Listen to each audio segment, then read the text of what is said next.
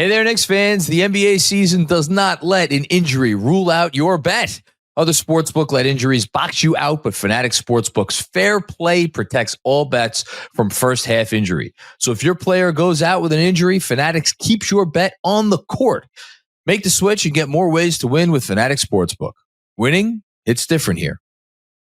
Hello, everybody, and welcome to another edition of the Knicks Film School Pregame Show. My name is Andrew Claudio, and it is time to get back to basketball as transaction season is over.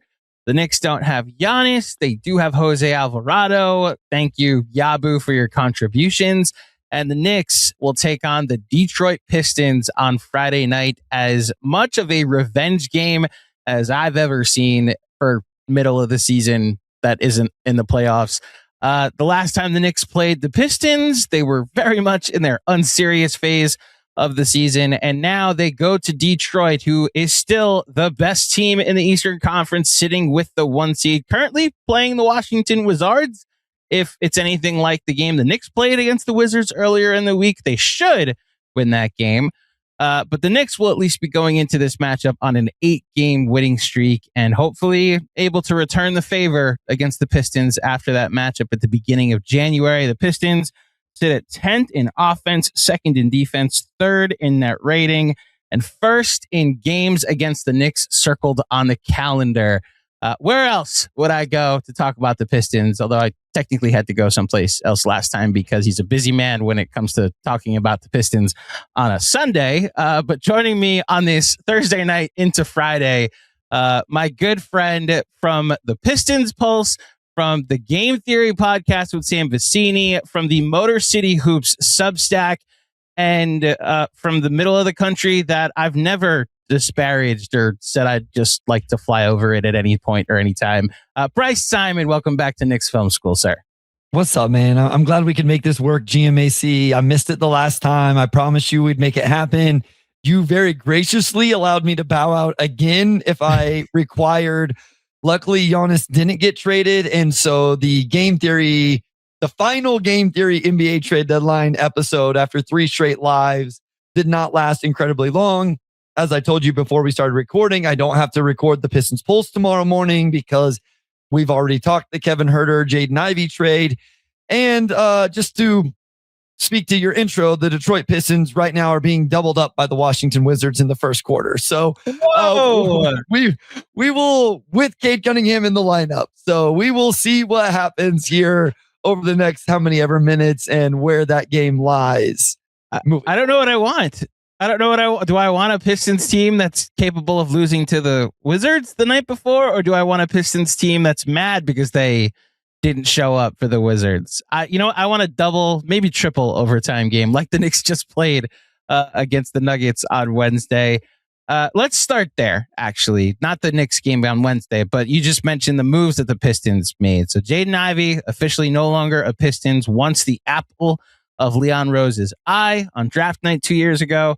According to Mark Berman previously of the New York Post.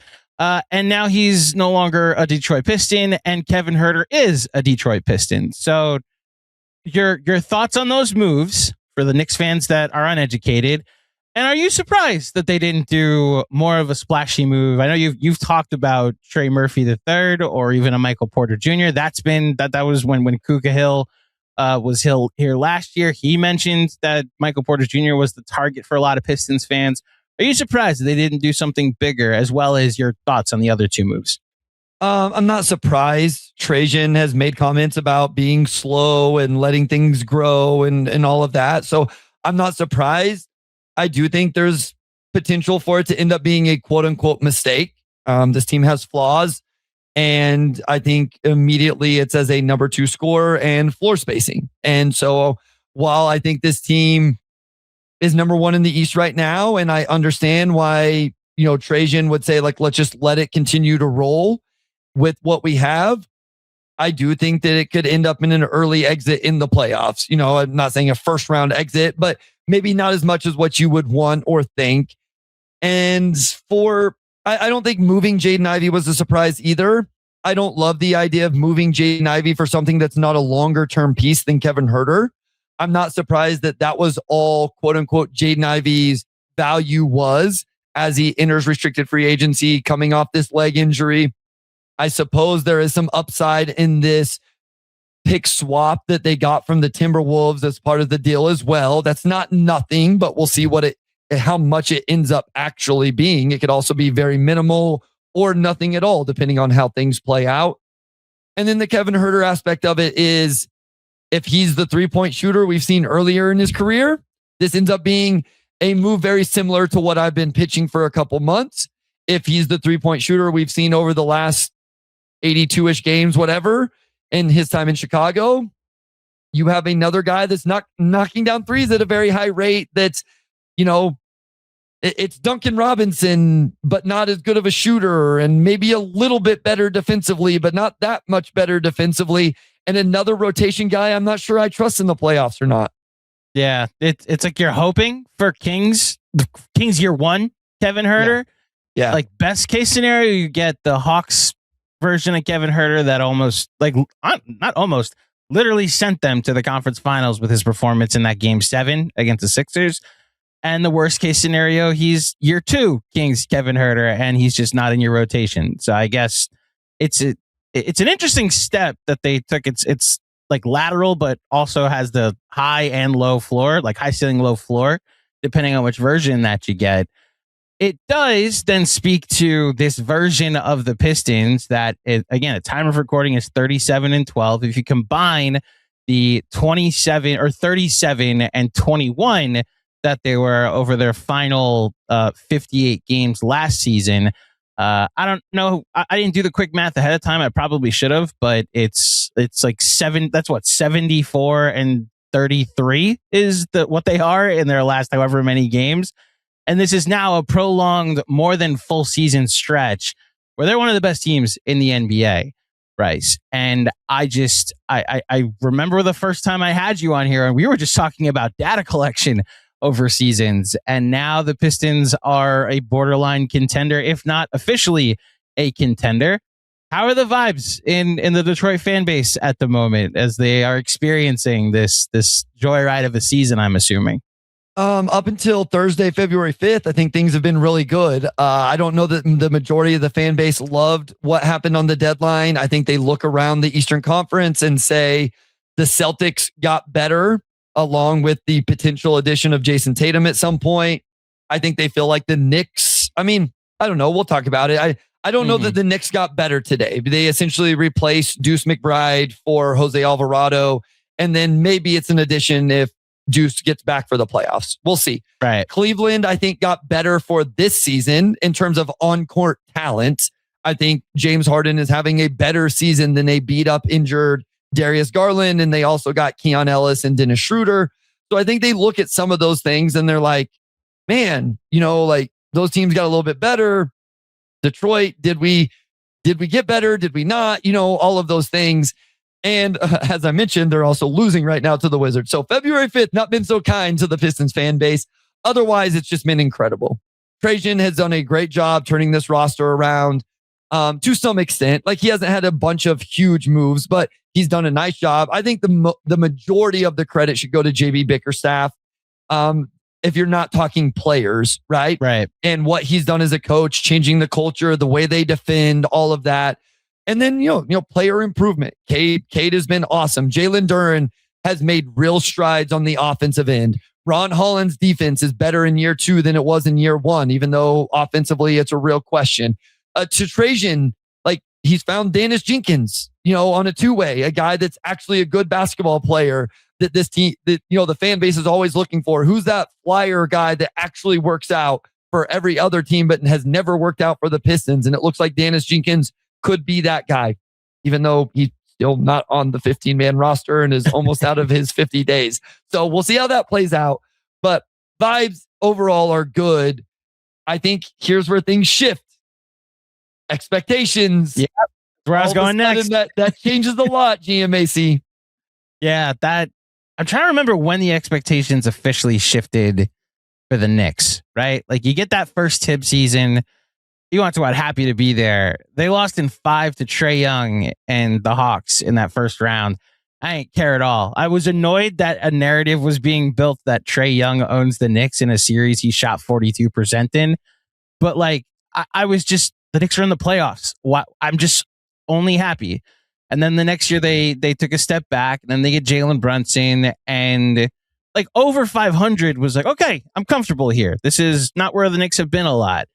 And I think it's when they traded for Josh Hart, and it was like, we're not just a first round team anymore. We're a second round team. And then obviously the Anunoby and the several moves that they've made after that have turned this into we are not satisfied with the first or second round anymore. I do understand the expectation and the mentality shift that is just tough for a fan base to go through. Based on your fan base and more specifically your audience, at this point, what is a disappointing ending to this season for the Pistons? That's really interesting. I think based off what we've seen, a first round exit would unquestionably be a disappointing season, right? Like unquestioned. Right. Like you're the one seed. That's a disappointment across any one seed who loses in the first round is a major disappointment. I think I would have a hard time, depending on how it happened, right? Being disappointed with anything after that. Like if they get knocked off in the semifinals, if it's a sweep and it's just ugly and they don't even,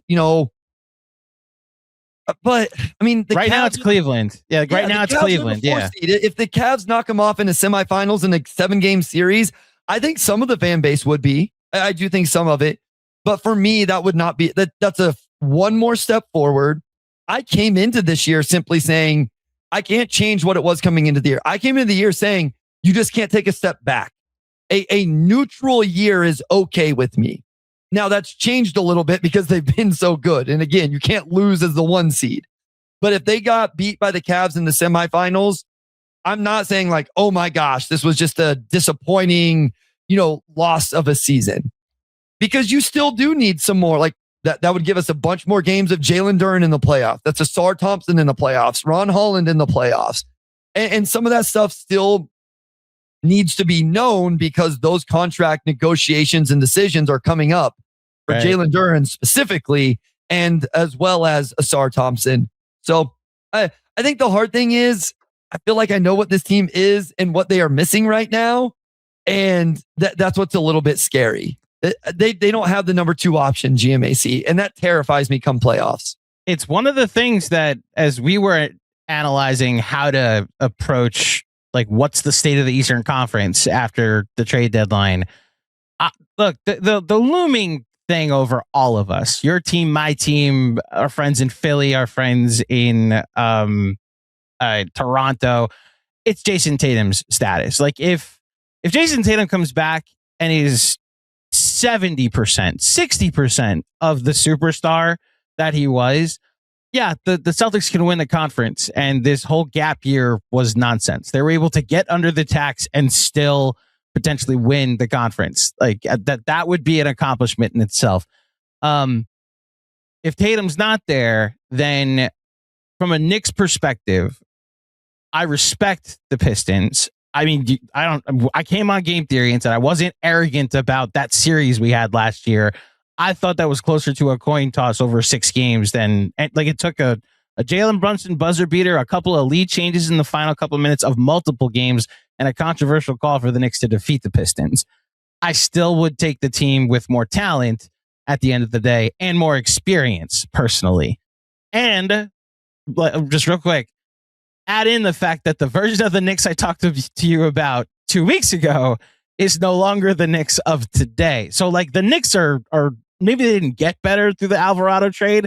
They are better just by the play better button being hammered over the past couple of weeks, And I think that's what, like for me, and I don't think some people are going to want to hear this, but if you just stack up talent and games aren't played on paper, we absolutely know this, right? Right. But the Knicks of Brunson, Towns, Bridges, and Anunoby, that 4 is just more talented than the top 4 players of the Detroit Pistons, right? Like, right. The part of Detroit's problem is, I think we know who the second best player is this year, which is different than last year. We all know Jalen Duren is their second best player. Who's their third best player, GMAC? Exactly. Yeah, it's a great question. Always my point. The pause does it for me. The Celtics with Jaylen Brown and a potential, again, Jason Tatum swings this for the Celtics to an extent, but Derek White and, Vooch is limited on one and all that. The Cavs, again, we'll see how it plays out on the court, but Donovan Mitchell, James Harden, Evan Mobley, Jarrett Allen. Even the Sixers, again, there's a lot of caveats with these other teams, which is why I think Detroit has just as good a chance as any other team, because there seems to be real chemistry, a real buy-in and symmetry and all of that with the coach and the players and the play style and the idea. Like, what is the Cavs' identity? I have no clue. What is the Sixers' identity? I don't know, because they're not healthy enough all the time. And I'm not like, I don't want to get into this thing with Paul George. I will take him at his word. And if mental health is mental health, and I'm not effing around with that. So, like, I'm not trying to say, like, blame him, but what's the identity whenever you don't always have your guys and, all of that stuff, and they're going to miss him for 20 some games. So I do think there are some things you could point to with Detroit and just say they're the toughest team in terms of like just physical play and all of that. They're the best defensive team. But if you just go straight talent, I think you get to the third and fourth best players on a lot of team, and they are better than the Pistons' third and fourth best players. And I think the fascinating thing about this conference in particular, and I've been trying to decide, is any team exempt from this classification? The high ceiling, low floor for the 5 teams that I think can win the conference. No disrespect to Toronto. I entertained the thought that Toronto could, and I think if they had made a significant move at the deadline, I would have. What the Knicks did to them a couple weeks ago, no Mitchell Robinson, no Deuce. And they just like shut their water off in the second half. It's like, oh, that's not an offense I'm afraid of in a 7-game series. That's a happy to be here first round exit for a bunch of guys that, are just happy that they won like 46, 47 games. There's 5 teams though. Our teams, Boston, Philly, and Cleveland, that have the high floor of, they could win the conference if things broke right. They could also lose early in the playoffs, and I probably wouldn't be too not like surprised by how they exit the playoffs. So I've been trying to think, like we've talked about it with the Knicks. Of course, you guys had me on to talk about the state of the Knicks, and I just said they got to be better, and they haven't lost since. Shout out to us, Game Theory. We're the thing that fixed the New York Knicks this season, obviously. Do you think Pistons fans, and this is the thing I asked you last year, and I'm curious if how they've circled the Knicks on the calendar this year, do they, I don't even know if fear is the word or anticipate is the word, but are the Knicks like public enemy number 1 in the conference for Pistons fans now? They want not just to play the Knicks, but to them to be a team that they face again in a playoff series. Yeah, I mean, I would say for the fan base at large, there's probably, based on what happened last year in that series, and then how much better Detroit looks to be this year and how the first matchup went. Well, again, we'll see how Friday goes. I think Pistons fans think that like it's a great matchup, right? Like that it's an advantageous matchup, which is interesting because that's what ultimately the playoffs come down to as well. And I'm not saying that the Knicks are a good matchup. I think there are some, it always goes both ways. Like the Celtics are the scary matchup to me. Like if I'm a Pistons fan, the team I'm nervous to go play is the Celtics. I've watched those regular season games, and they've just kind of given Detroit fits with defending them and just the way they play offensively. Where with the Knicks, and this is where it's interesting with them, is I think the Pistons probably think, and Pistons fans think, they can just punk the Knicks, right? Like they'll just kind of big brother them. Mm-hmm. And to our point, what we've talked about is it brought the best out of the Knicks last year. It brought the big brother out of the Knicks, the toughness, the physicality. And so the Knicks showed an ability to match that enough to win that series. But I think that's probably what most Pistons fans would say is between Asar and Ron, they will make Jalen Brunson really work. The front line, where Isaiah Stewart, we didn't even see in that series really, will be able to, physical Karl-Anthony Towns, match Mitchell Robinson, those type of things. I don't like, it does seem like there's a budding rivalry here, especially from the Pistons side. I don't know how Knicks fans feel about it. I'll be honest, like, as you know, I'm not really a fan. I don't have a whole lot of emotional attachment to any of this. And I don't feel as connected all the time with some of that stuff with where Pistons fans are at on it. But I do know that you take the temperature of your fan base when you can, though, which is why, like I asked you last year, do Pistons fans want to play the Knicks? That they went into that series last year with a confidence we can beat the Knicks. Just a quick follow-up, that game at the beginning of January and how it went and how decisive it was, is the confidence off the charts now against the Knicks? Like, are they not even... There's a chance, and I'm asking on behalf of Knicks fans that are ready for Friday night, there's a chance they don't even consider the Knicks that much of a threat after how that game went in January. And to your point, it seemed like that meant something to the Detroit players, right? And I'm not surprised. Right. Like, I mean, people can make light of it, but the Knicks ended their season last year in heartbreaking fashion through every game, And of course, there was a little extra. A lot of the players on this team were on that team. Cade Cunningham experienced that. Jalen Duren experienced that. Asar Thompson experienced that. Isaiah Stewart had to sit there and watch that happen.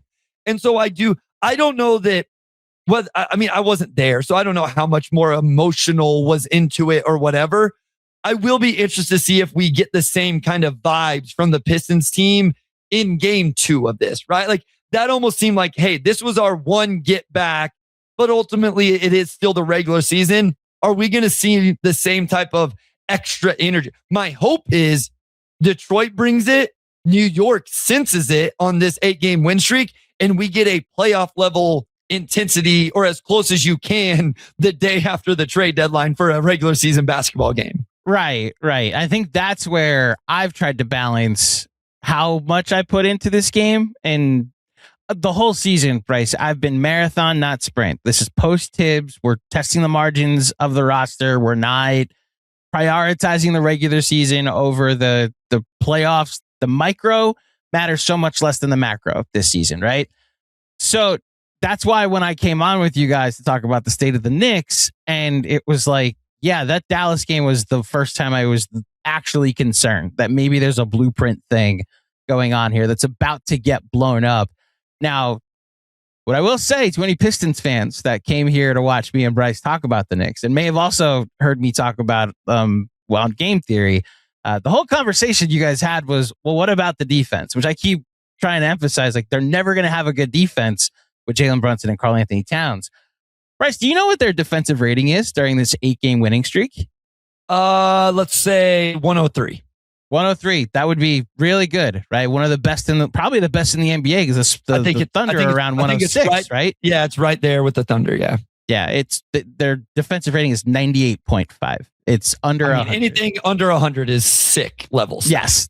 And it's not even, they had a stretch of holding teams under 100 points or 100 points or less over this stretch. The Wizards, this lead is getting bigger and bigger against the Pistons, by the way. I keep checking the score. I usually don't care. Like, this, I don't watch stuff live anyway. So, like, this isn't disrupting my watch. This is what I do. I have no, people don't believe this about me. I don't have an emotional attachment to what the Pistons do. This is going to be hopefully the most arrogant thing I ever say. I think that's why I do a good job of what I do is I have no emotion. Like, if they lose by 30 tonight, I will go to sleep perfectly fine. And my notes will represent just me watching the basketball game. Yeah. Go ahead. No, it's one of the things I like about your writing. When I know if I'm feeling something, I wonder if I'm irrational or not. And anytime I read you write about the Knicks, if you say the same thing, it's like, okay, I'm not crazy. Like the rational guy thought it too. It's one thing through a bunch of different reasons. I've told my wife this, like, the emotion of watching a basketball, it's just gone from me. I go to my own high school game, like where I work, and I don't even get the same. I watch the game from an analysis perspective, essentially at all times. Fandom has left me in terms of watching basketball, which in some ways is sad, but it just is. So, but this is a weird rabbit trail. But you played in college. Did you have So, like, you're a former player, I should say. So that, from when I've talked to former players over the years, that first time you go into the recruiting circuit and, like, it's just you see how this could become a job and you're having to go to practice and all of that part of the work of balancing work and school becomes your first experience of this being a profession. Like, did you ever have an NBA team? No, not an NBA team, but I was a fan at one. So I think I've said this before, probably not here. Like, I am a true fanatic of the Kansas City Chiefs. Like, I have an emotional reaction to wins and losses and trades and draft picks and really, I've never seen that side of you before, Bryce. Yeah, right. I used to be that way about Kansas men's basketball. Like, as a kid, I would cry whenever the Jayhawks lost. I don't care anymore. Like, I just don't. I didn't even watch KU games last year because they didn't have an NBA draft prospect. So to your point, I said there's a multitude of factors that have got to this point, but the first was being a college basketball player. When you play college basketball, you can't be a fan of Kansas whenever you're playing for America. Even though I was low major podunk American University, there was a chance that when we made the NCAA tournament, we would play Kansas. And so my fandom went away. Plus, you just don't have time to like follow it anymore. I never had an NBA team. I loved Allen Iverson.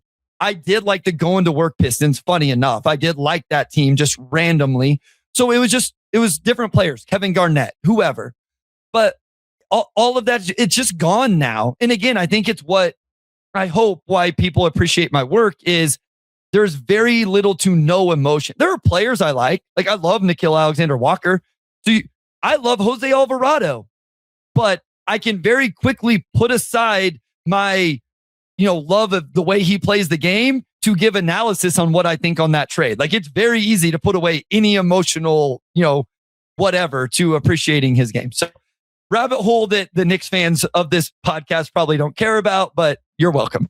Well, listen, first of all, you joined the Knicks bandwagon. You became part of ours during the playoffs last year, and it fed into our addiction to the Knicks because you want to talk about the opposite, complete polar opposite. It's the Knicks fan base, Bryce. I tried very hard to stay rational during that 2-9 stretch. And as I was mentioning, the Dallas game, I think, broke all of us, even the rational ones that were, because it started off as like, all right, they're on fumes post NBA Cup. The travel's been ridiculous. Josh Hart is hurt. Jalen Brunson gets hurt. And you could find ways to be frustrated, but at least excuse some of the performances. Their injury sheet for that Mavericks game was clean. The Mavericks injury sheet had more money dedicated to it than the Knicks starting five. And that game was over midway through the first quarter. So it went from, I get it, to what's going on, to what the fuck? And so it just became this collective thing. Then they played Brooklyn. And I know you can vouch for this from the group chat. After they beat Brooklyn, I was like, you still want me on? And Sam was like, yeah, this game doesn't matter. And I was like, they just beat a team by 54 points. Like, that's not a thing that doesn't matter at all. And that's the thing I've always said, that they're never going to have a sustainable defense. They're starting to find some ways. They're back in drop. They're not playing as aggressive. They're pre-switching with Brunson so much more now to make sure he isn't attacked. And then there's, again, the play better button. Anunoby has returned to looking like a defensive player of the year candidate. Cat is guarding in space and not fouling. Like, he's actually able to be on the floor and dependable. He's never going to be a rim protector. But when you just put the biggest guy on the other team on him, you're fine. And then Brunson is taking his charges. So you're able to hide them in certain ways. I say all of this to get back on track a bit, Bryce, to say there may actually be something real to this 8-game winning streak from a both sides of the floor perspective. And I do think you're going to get what you're hoping for on Friday night, that both teams will bring it. And this team that I've been worried about, that you could punk them a little bit, might actually be doing a bit of the punking themselves. So one thing about that Knicks Mavericks game, just a peek behind, this, I watch full games. Yes, you do. People can question, I'm an idiot, I don't know basketball. Listen to all of that. Just don't tell me I don't work hard, because I have the Google Drive with the game logs and the notes to prove how hard I work. And I only bring that up to say, usually I pick out the good games, like the close games, so I can get 48 minutes of analysis and clutch situations and whatever. I watched that Knicks Mavericks game because I'm like, what the F, as you said, happens here. No, it's okay. I went on a podcast once and dropped a few F-bombs, and then somebody called me out about it because they follow me to other podcasts and their kid listens. And I was like, and I'm a teacher. And so sometimes my kids Google me and I'm like, okay, I need to be a little bit better about this. So as someone whose parents are like, we heard you say that thing. I hear you. Believe me, I hear you. I apologize to any of the parents that followed Bryce to this podcast. No, so you've been around me. You know that off screen, off recording, I always, man, rabbit holes, squirrels. On Facebook, but whenever I get one of those intelligent people cuss more things that show up on my Facebook feed, screenshot, send to my wife, send to my friends, like, hey, this must mean I'm really smart because I drop F-bombs all other than when I podcast. Anyway, I watched that game because it was just so much like, what happened here? The other thing, I wonder if this would be a hot take, but I've really felt this about the Knicks. We always talk about Brunson, and we always talk about Towns, and we talk about Mitch Robb, and Kolek versus Shamet versus Alvarado versus Deuce. To me, it's always about the wings, GMAC. That trio, to me, is the connection that makes this work. None of us would even think this was possible to have as bad a defenders as Brunson and Towns if you didn't have these three wings. And I know Hart's not great defensively, but just to me, that's what it's always about. So that's what I always wonder about is just like, is it really as simple as how good are these three wings playing kind of on both ends of the court? And I know it's probably more than that, but I always go back to that with this team. And I was looking, I don't know that it holds what, like OG's been incredible in this 8-game stretch. Hart's been very good. Mikal hasn't been awesome. So maybe that doesn't hold water, but I don't know. That's always kind of where I go to. So I think it's similar to, I'm trying to think of which sport is the best cross analogy to give here. Whether it's like, so, okay, you know what? The Mets last year, I'll actually use my misery as an example here, Bryce. So the Mets had a very good offense last year. The four guys at the top of the line. I know you've heard of Juan Soto. I know you've heard of Francisco Lindor. They had four very good offensive players that when they were hitting, like all of their other shortcomings seemed to not exist. The team's shortcomings, because their hitting usually led to winning. But then when they weren't hitting, they had like some very significant losing streaks last year because they would go through slumps. And it was almost like their Achilles heel was like, how much are you getting from those four hitters in particular? Because of how flawed the team was. They didn't really have a good pitching staff. Their bullpen wasn't great except their closer. The bottom of the lineup wasn't great. There wasn't a great defensive team. So they were a team with flaws, but they had this very clear thing that held it all together when they were competitive. And I think the wings, to what you're talking about, are that Achilles heel. And it's why this stretch that you've seen has been like OG's best stretch. Josh Hart has been back in the starting five, has started to play like the version of Josh Hart that we saw in December before he got hurt. Now, he hurt his ankle again against the Wizards the other night. But I'm assuming he's going to play in this one because he didn't play against the Nuggets. But all that to say, like, I think it also coincides. Like the Bridges thing is its whole other thing because he's like a fourth option. At times he could be a second option. Sometimes he's like the second best player on the floor. Sometimes you just forget that he's out there for a little bit. I was screaming for him to get benched in the fourth quarter against the Nuggets because of how just detrimental he was on both sides of the ball. And then, of course, he hits one of the biggest threes of the game in double overtime to seal the deal. But to your point, I think that's if these three are going right, then the ceiling is able to be explored much easier. Whereas you see the floor if they're going through a slump, if OG's shooting poorly, which his offense really dictates his defense and how active and how activated he is. I think that is what you're really tapping into is that. And I think I guess this would highlight my point to an extent. Yeah. And you may know these numbers, but in the 8-game winning streak, do you know what Jalen Brunson is averaging points, assists? It's not a high point total. I know that. I know he just had 42, which actually might inflate what his point total is. 24 and 6. It was at 22 going into the Nuggets game. Yeah, so it's up to 24 because he had 42 against the Nuggets. What about Cat? What do you think Cat's averaging points per game over this 8-game winning streak? I'm going to say 15, 16. 15. Yeah, so the game against the Nuggets that just happened is the first time he scored 20 points or more during this winning streak. And so I know like a lot of this is Shamit, right? Like I get that, and Deuce before he got hurt and all of that. But it's just like, I guess this is kind of my point is it's not like we're having, every game has been a 35 to 40 point game from Brunson and a 20, it's not like those guys are going for 60 in, all of these games. To me, it's just a little bit, I'm not saying it's fully driven by the wings. You know me. Jalen Brunson is the most important player on this team. He always has been. He always will be. He is the straw that stirs the drink or whatever you want to say. I don't think that we talk about the wings enough in terms of them driving the winning and when things are going good. And then maybe looking at how they're playing when things aren't going as well. And, maybe that being a big factor also, because it's always like the guards, is Mitchell Robinson in the lineup? Pat obviously is like the guy that always gets it. And I understand they get paid the most. They should.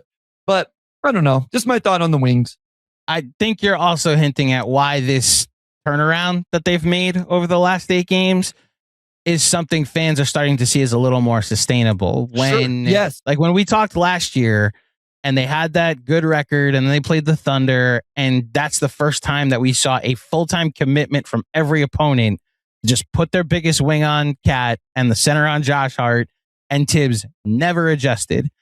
And this is where I got to give Mike Brown credit. The adjustments that he's made, there will be stretches that he'll see how the team adjusts. If Josh Hart's going to take his threes, Josh Hart's making 40% of his threes this year. He's taking them a little more consistently. He'll see how the team performs when defenses go to that strategy. If Josh Hart forces them to abandon said strategy with his shooting, he'll leave it be. The alternative is, all right, if Josh isn't hitting his shots or he's hesitating or pump faking, all right, Shamit, get out there. We'll go to a 5-out. Look, if I have to, I'll go double bigs down the stretch. The Sixer game during the stretch that we're talking about, he closed with Cat fouled out, but then he closed with no Mitch. Anunoby played the 5, something I never saw Tibbs do, which is not a referendum on Tibbs. He has his own philosophy, but these are the types of adjustments that make you a little more confident. And to your point, they're able to do it. Like last year, a lot of their wins post turn of the calendar were Jalen Brunson save us. And he's like clutch player of the year. He's obviously, I don't have to tell Pistons fans how clutch he can be down the stretch. But this recent stretch, they're winning games by 20 and 30 points. Their net rating over these 8 games is 23, I think, 22 and a half. So they're finding ways to win without these stellar performances needed by Cat or Brunson on the offensive end. And it feels a bit more sustainable than just this is a coin toss game and they won it. They're actually winning with their roster being the thing that drives it, or to where we started this conversation, Bryce, with their talent being the thing that drives things home. Now, this is where Friday becomes the ultimate litmus test to that theory, especially if the Pistons are going to be coming in after a loss to the Wizards on Thursday night. What is happening, by the way? I know they've cut the lead down. What's the score now? They're down 12. Okay, they're down 12. So they're trending the other direction. Yeah, it might end up okay here. I truly don't even have it on. We'll finish recording. I'll charge my computer, eat supper, and then I'll watch it with it once it's probably already over. So. Is your question about the wings, is that your one Knicks question, or do you have any other ones? No, that was my one big thing. I didn't love the Alvarado trade until the McBride news came out, and then it made a lot more sense. I didn't think the Alvarado trade was needle moving. I think because you didn't like them playing together. You didn't like the 2 guards playing together as your backup unit.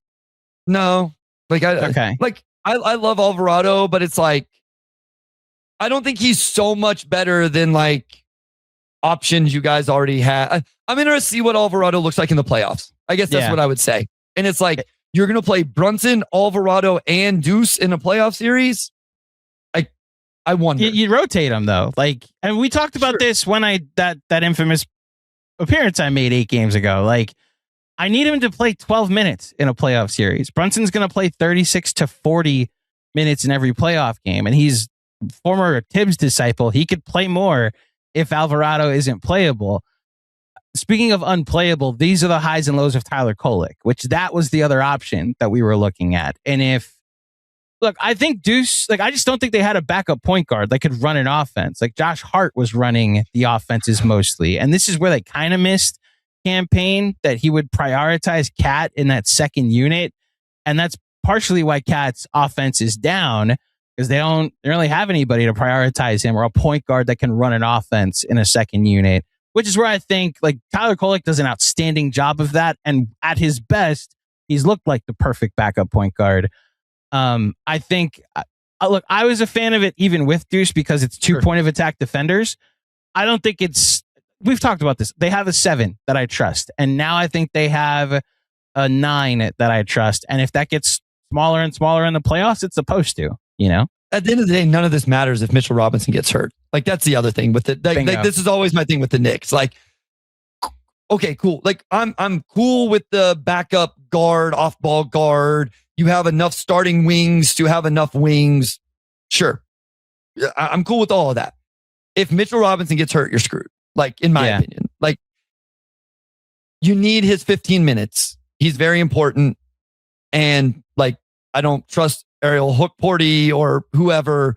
There's no 4-man. Unfortunately for you guys, the Yabusele thing just went completely not the way I thought. I love that signing in the offseason. I mean, that is the ultimate. Process was good. Results are awful. Right. Seemed like a great signing at the time after what he did in Philly and made a ton of sense for the roster. I don't know if Diawara is getting there by playoffs. I will say this. Not this year by playoffs, but yeah. No, the Mo Diawara minutes have been interesting to me. I'm all about, what him being on this roster long term, and maybe that turns into a rotation guy. But Mitch Rob is still to me the biggest, I don't know if you call it the X factor or whatever. That's, you got to keep him healthy, man. They're doing everything they can. This stopwatch rotation that he's on right now, where it's all right, Mitch is in the game. All right, now it is Mitch. His limit. He's got to get out. Mitch, you're out of here. Sorry, that is literally his rotation. Josh, foul, so we can get a stoppage of play here. I will call my last time out because Mitch has passed 15 minutes in his shift tonight. I'm actually for it. I know a lot of Knicks fans that got used to Tibbs were like, what the heck? He can't play back-to-backs anymore. What do you mean he's playing 16 minutes? Look how dominant he is. And I need him for 4 rounds this upcoming spring. My big Detroit question as we start to wrap up, I have 2 more for you, and I do want to get your that game. So the way the Knicks won last year, I understand Beef Stew not being there adds a bit of a variable that we didn't have to worry about last year, but largely not having to worry about a SAR from deep, and Tim Hardaway Jr. would be hot and cold. Beasley would be hot and cold. Basically, I don't have to worry about them beating the Knicks from deep. And I think the physicality would make them harder to score on and harder to get rebounds. I guess, do you think, and the styles make fights of it all, of the Knicks being a more finesse team that will take 40 to 45 threes?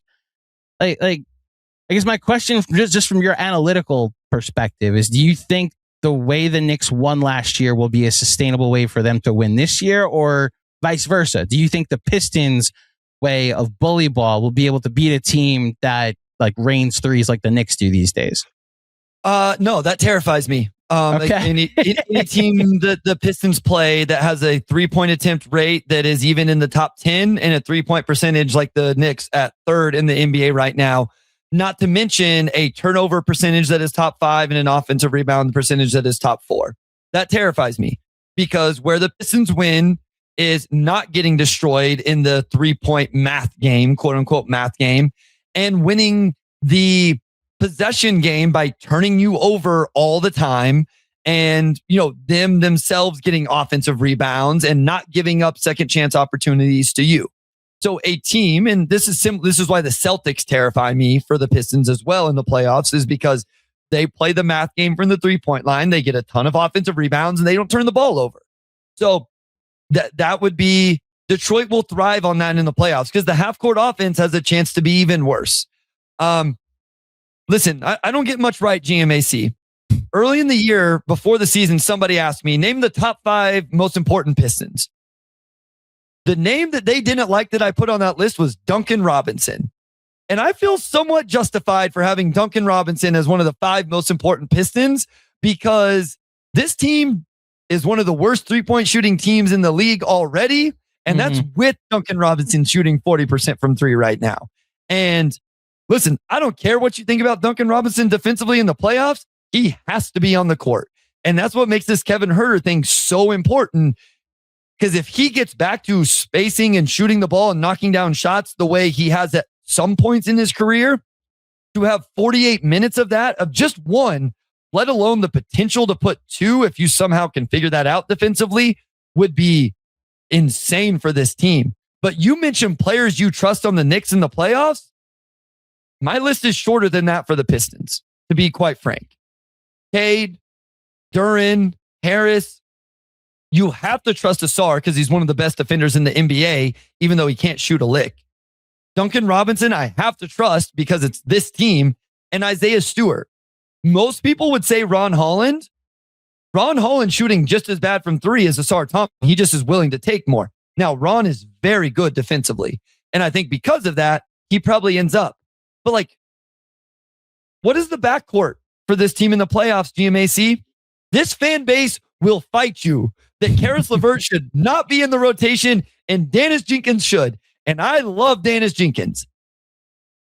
Year 2 of a guy that started his career on a 2-way, and like, that's a little bit nerve-wracking for me. Some people would say Javonte Green. Javonte Green has been awesome for this team this year. Do we trust the three-pointer to hold up in the playoffs? So while we talk about the depth of the Knicks, there's some depth things here in terms of what do you trust in a playoff run for the Pistons? Man, you just crystallized it for me. The depth of who am I afraid of in a playoff series for the Pistons. Now, look, Cade's been really good this year. A top 5 MVP candidate, in my opinion. The voting is going to be weird with that, especially if Jokic misses too many games. But yeah, I guess the way we talked about it last year and at times this year was like the Knicks beat the Pistons solely because they scored more points. They didn't outscore the Pistons. Like, it wasn't a shootout, but they were like, they just had to hit a certain number because the Pistons weren't going to beat them offensively. And I still feel that way. And the Knicks offense, I think, has a higher ceiling. So that's what would give me confidence as a Knicks fan going into that right now. What I will say is, like, kind of matchup. Well, I was a little bit negative there from a Pistons playoff perspective. And I want to be clear here. I'm talking about this in the highest, like, what is the ceiling of this team? Right. We're talking about the ceiling of for a post-season. This might be the conference finals if these two teams meet. And so I want to be clear here. It's like, again, like I said at the top, I'm not, this team has been incredible. They've far exceeded my expectations. This isn't something if they make a run. So to your question, what should Knicks fans maybe be worried about? This team guards GMAC. This team is really good. This team is unquestionably, I think, the second best defense in the NBA. When you go to defensive rating, they have made ground on the Thunder in what used to be a much more significant gap and almost have the same gap between them and the third place defensive rating. And defensive rating doesn't mean anything. I think team defensive rating, you can take a little bit of weight this far into the season. Individual defensive rating, like, all the Thunder players are going to have the best individual defensive ratings because they play on the Thunder. Right. But like, they guard and they disrupt you. And Asar is a first team level all defensive player. GMAC, Isaiah Stewart is a first team defense level player. He's not going to get that because he doesn't play the minutes, and I don't even know if he'll be eligible. But that's the kind of impact he has in his minutes. And he's gotten better offensively, which helps keep him on the court. Duren has gotten better. Cade is a quality defender. Ron Holland, I think, maybe has made the most growth on the defensive end. Javonte Green will guard you. Dennis Jenkins will guard you. Pistons fans hate him, but I think Karis LeVert has been good defensively this year. So this team will guard you, and they have a lot of bodies to throw at a Jalen Brunson and some optionality with how they guard Karl-Anthony Towns. And so that is what they're built on right now, and that can win in the playoffs. So if I'm a Knicks fan, it's like our offense is awesome, but maybe this defense is good enough to play in the upper 90s, low 100s. And if Duncan Robinson has a couple games and Herter has a game and Cade has a MVP level game or two, that's how they get to 4 wins in a conference finals matchup. I think the example I used on our live stream today was that they're the version of the Thunder from, was it 2 years ago, where they got the 1 seed and they make a big move at the deadline. And the whole thought was, let's just see how high this goes. If it gets to the conference finals, great. We'll be a 1 seed in a tough conference. And if they got eliminated in the second round by the Mavericks, and if that's eventually the path for the Pistons, not saying it will be, but like if they lose to the Cavs, a more experienced team that's been there before, then okay, we have assessed this year. Now the East, a much better East is going to be there next year. We can shuffle the deck a little bit more and make a move for a higher ceiling.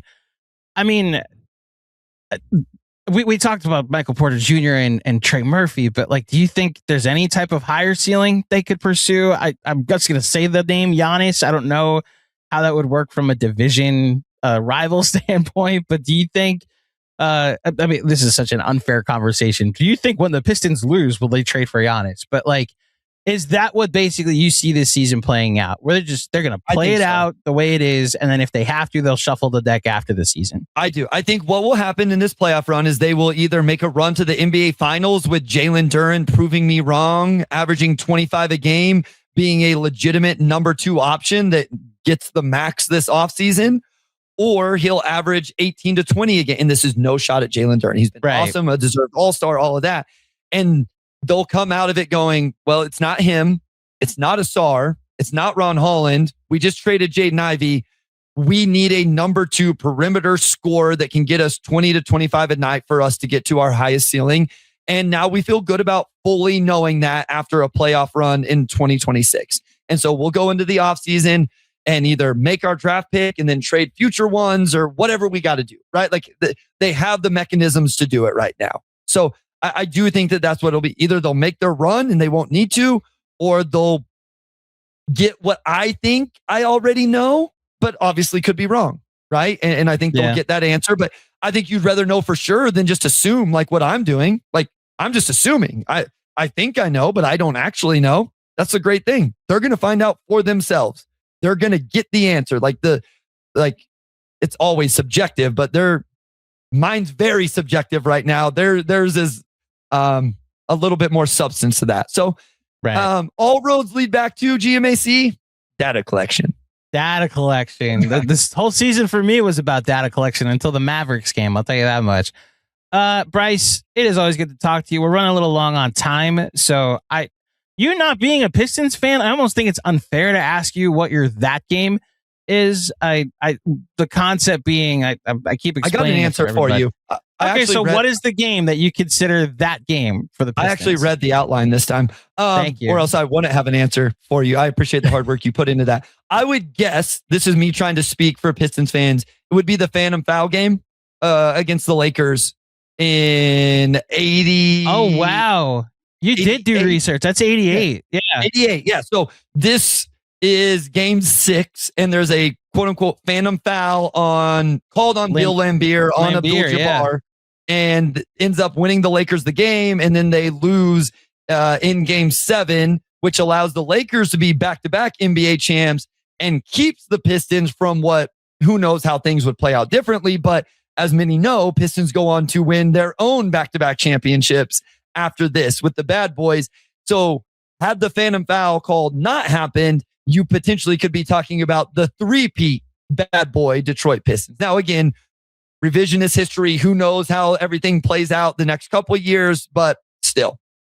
If I could talk a little NBA history here real quick. Adrian Dantley, do you have the roster in front of you? Or a box score? Dantley was on that team. Dantley was because he got traded the next year. That's why the butterfly effect of them losing that series, I think, is important to consider. because they come back the next year, get off to like a 500 start, and they trade Dantley for Mark Aguirre, who then became the perfect complementary piece to Isaiah to let it be Isaiah's team offensively. And then they went on some kind of crazy run to end the season to win over 60 games. And then they march to the finals and win it. They beat the Celtics. They beat the Bulls for the first time that year. And then they beat the Lakers in 4 games in the finals. So like, I don't know if all of that then happens, because if they won with Dantley, maybe they don't have all those other things happen the following season. Just like the Warriors, if they beat the Cavs the second time, maybe they don't get Kevin Durant, and who knows what happens, So to your point, and for just Adrian Dantley was the leading scorer on the 87-88 team in the regular season over Isaiah, Dumars, everybody else. Was also the second leading scorer in the playoffs. And then the next season, so 88-89, when they end up winning it, he is also the leading scorer in the regular season. But then, of course, like we mentioned, ends up getting traded for Mark Aguirre, who doesn't average as many points as him or whatever, but just ends up being a better fit and, making things click for the team. To your point, Isaiah Thomas and all of that. So, the butterfly effect is interesting, but so I don't know, maybe people wouldn't remember it that way, but that was the one I wanted to bring up. So I think that's, if it's not that, like when I talked last time for the Pistons game, the LeBron game 5, the coming out party for LeBron, where he scored the final 30 points or the final 32 points for the Cavs, which felt like that was the end of the run for the Pistons in the 2000s. That's the only other one that gets brought up as far as I know, from the Pistons side of things. Yeah. I've also wondered if Jalen Brunson sending them home last year enters the conversation for younger Pistons fans. So we'll see what happens. The way that possession played out is just one that people remember, right? Like the crossover, the separation, all of that.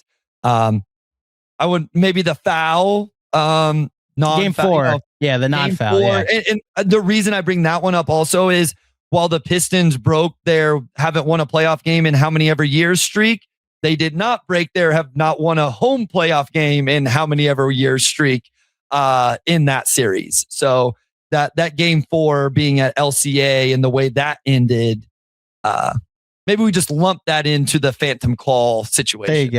There you go. Not that we've ever brought up that game or that fact as Knicks fans that the Pistons still haven't won a home game. Pistons fans get real mad at me when I refuse to talk about officiating in my game notes and on the podcast and stuff, which I get. Like I understand they want me to be mad and go crazy. It's just I hate talking about officiating and calls and non-calls so much, so I avoid it as much as possible. My philosophy as the son of an umpire, this is just the deal we've made with the sports or whole infrastructure.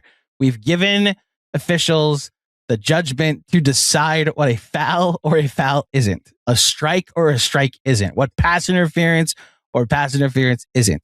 It is a foul if they call it. That's the only definition that actually matters. It's stupid, but it's the rule we have assigned and the agreement we have all come up with, Bryce. I hope there's not a controversial call in this game on Friday night. In fact, I hope, well, you know me, I hope it's one-sided, but I hope at least for you, it's a good game. And, we get more data to collect from this one that'll inform us for a potential playoff series. Bryce, I know I speak for the Knicks fans watching this. It is always good to hear from you because you're one of our favorite people to hear talk about the sport in general. Please tell people where they could find you and all of your work, good sir. At Motor City Hoops on Twitter, Blue Sky, Motor City Hoops Substack. Do not subscribe, guys, but go check it out. Subscribe to it. Subscribe to Motor City. The link is in the description. Knicks fans, don't subscribe. Mass subscribe to Motor City Hoops. No, because what happens is I get my hopes up and then they all unsubscribe when they realize they don't want to read anything else that I put out. So, but you can help me out. It's free. I don't know how it helps me out, but go read. I will have notes. I will try to do even extra notes for the fan base, the Knicks fan base of this Pistons Knicks game. I always have notes on the opposing team, but I'll try to do an even better job of this game on Friday night. So check that out either Friday night after the game or Saturday. I think I have to record a draft show, so it'll probably be Saturday morning by the time I get it done. So check that out. Obviously, the Game Theory Substack, would love your support over there. I do NBA. If you guys like my video breakdowns that I did for the Knicks during the playoffs last year, same idea, but doing it for NBA draft prospects over on the Game Theory Substack. Of course, the Game Theory Podcast, where GMAC is the most important person behind everything we're doing over there. So make sure you're checking that out. And I guess that's it. The Pistons are down 4 at halftime. So we made it through the entire first half. Crisis averted. It looks like they're going to beat the Wizards. We'll see what happens. Bryce, as always, it's good to see you. Thank you for joining me. And thank you to everybody for tuning in to another edition of the Knicks Film School Pregame Show. If you dig it, please head over to iTunes, drop a 5-star rating and a review. Spotify as well. Like this video. Remember to subscribe if you're watching on YouTube. Bonus content, Patreon, and on Substack. Please consider supporting us. And all socials, Knick Film School. And last but not least, watch party at Penn 6 tomorrow. Please join us. We'll be there at 7 o'clock for Knicks versus Pistons.